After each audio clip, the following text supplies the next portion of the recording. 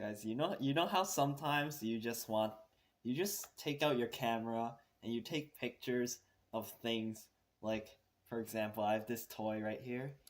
It's Autobot Jazz from Movie 1 Transformers, which I bought on Boxing Day for like $12, which was 60% off. And then what they were telling me, what I was telling myself was, hey, wouldn't it be cool to just keep taking photos and admire the detail of that my camera is able to capture? And then you realize that it's all really superfluous because you have the toy right in front of you. So why are you taking a picture of it when you can just look at it with your own eyes? Why do you have to look at the picture of the toy instead of the toy itself?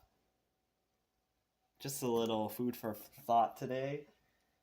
And when I mean today, I mean I'm recording all of these in one shot. We're doing Bogland. So I have 3 more poems left, which are the triptych poems. And if you guys really want, I could do Punishment, Strange Fruit, The Tallin Man, and Nerdist. I could analyze all of those, but I don't really care because those are not on my exam. They may be on yours. Never read them before. Never do anything beyond what you're asked to do. And I'm just kidding, because if you want 100, you have to volunteer at lots of places, okay? Not really, but you have to tell people that you volunteer. You have to tell your teachers, hey, I volunteer at this place. And then you have to suck up to them, be the teacher's pet, get your 7, okay, guys? Hopefully no old person is listening to this, but this is supposed to be the hip podcast. We're doing Bogland today. And I will start my timer, but I don't have my timer out. Let me get it out. Yeah, so I've been asked to make these more entertaining. And when I mean asked, I mean I just asked myself to do it. Because it's fun to talk about my own life. It really is. When no one wants to listen to you, but now they're being forced to listen because the only way to get to the podcast, to the actual mock IOC, and to learn from me is to listen to me talk for 2 minutes about my own life. So, Bogland, 3, 2, 1, 8 minutes starts now. And the rice just started cooking. So, Bogland is the final poem of Heaney's 1969 collection, Door into the Dark. In this collection, Heaney exemplifies an evolution in regards to his writing style, imbuing his renowned pastoral imagery with political undertones. So my thesis today states that Bogland is a message to the Irish people that they must discover their identity in the past as a means to counter the threat of the other countries around them, particularly Britain, amidst the political struggle of the time. As this was written 1 year before Bloody Sunday, at the peak of the troubles between Britain and Ireland. My first point will be that Heaney compares these two contrasting images of that which is above the ground and that which is below. And to start with the above ground, that starts in the first stanza. And immediately in Bogland, it starts off with the mood of the poem starts off as a bit cynical, criticizing Ireland.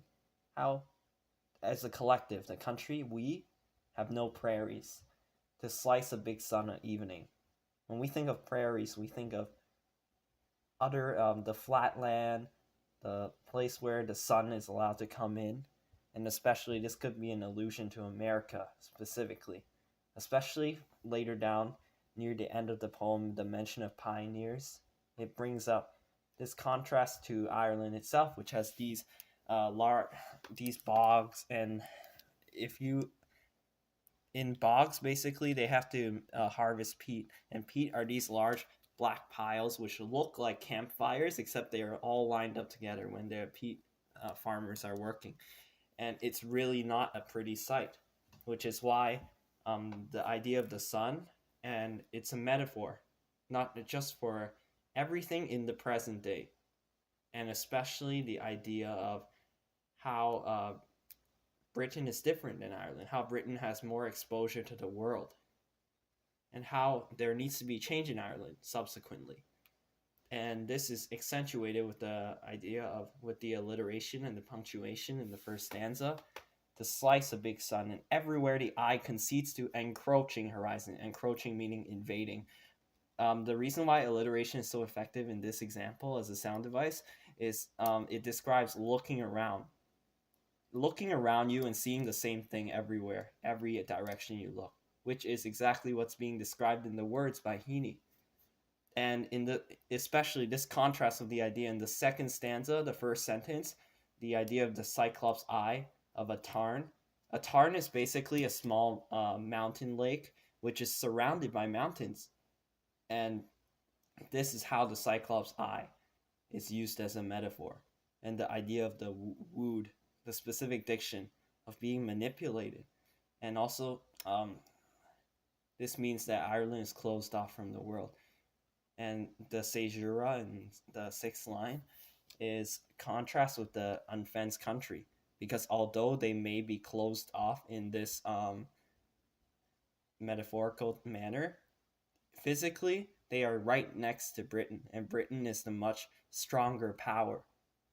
The idea of the Britain as a stronger power is prevalent throughout the poem, especially considering the third stanza, which is using the imagery and the analogy of the great Irish elk to describe how over time the elk has diminished. It's evolved, but its evolution has caused it to diminish in size and to diminish in, therefore, power.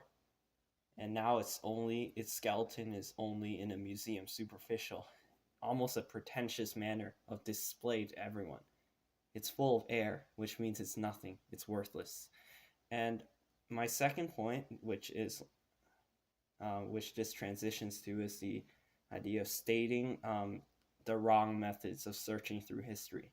That although the point that Heaney tries to make is that Ireland must search into its past, which is why he keeps mentioning in the next few stanzas the idea of digging a skeleton out of the peat, and also the butter being sunk under.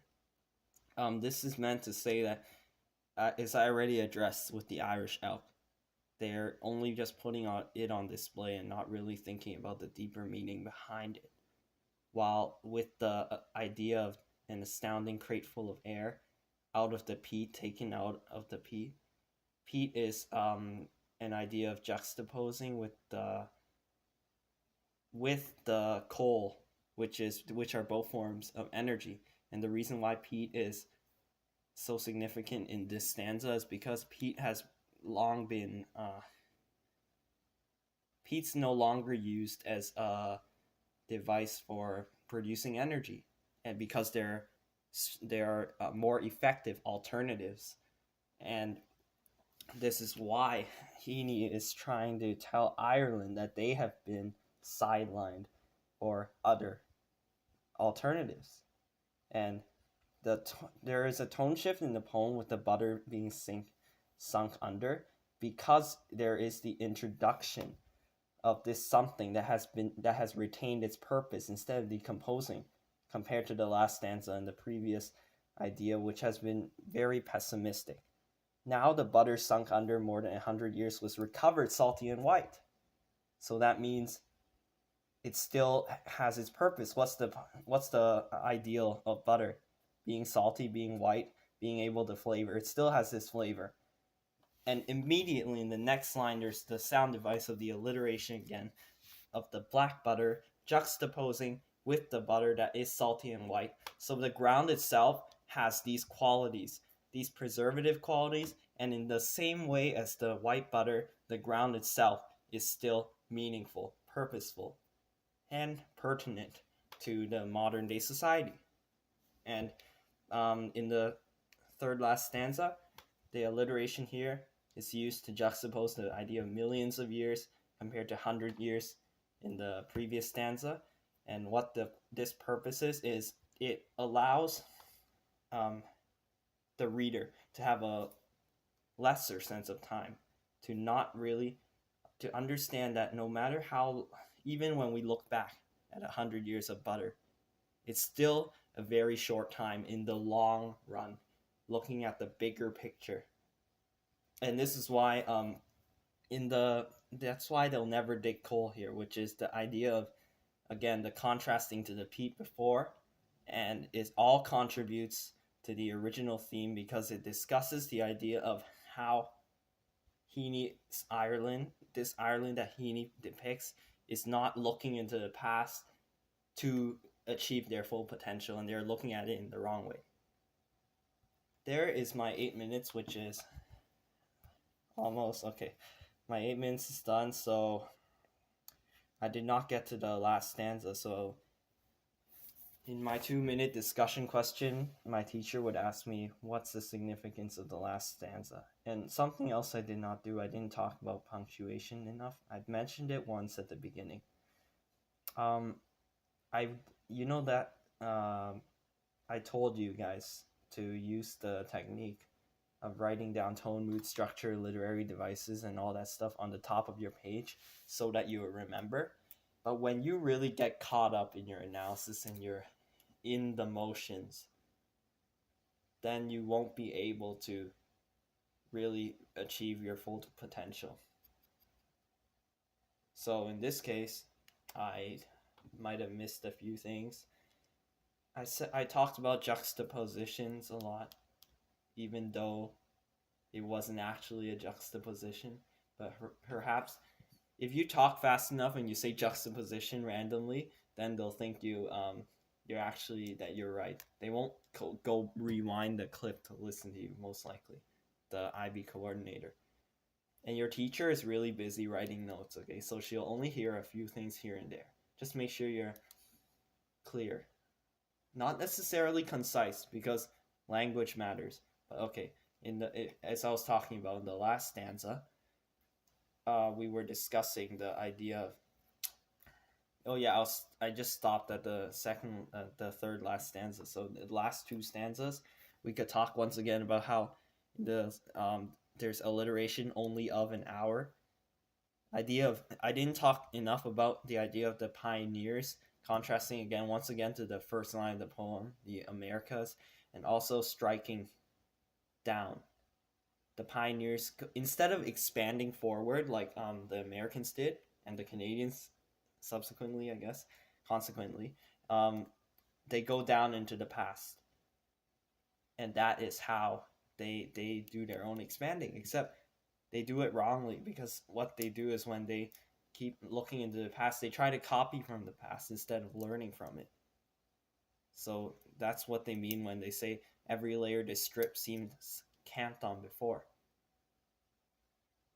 And obviously the last line of the poem is self-explanatory if you understand the entire context and the explanation of my thesis. Well, hopefully you enjoyed this Bogland analysis, and I wish you guys all the best in your studies.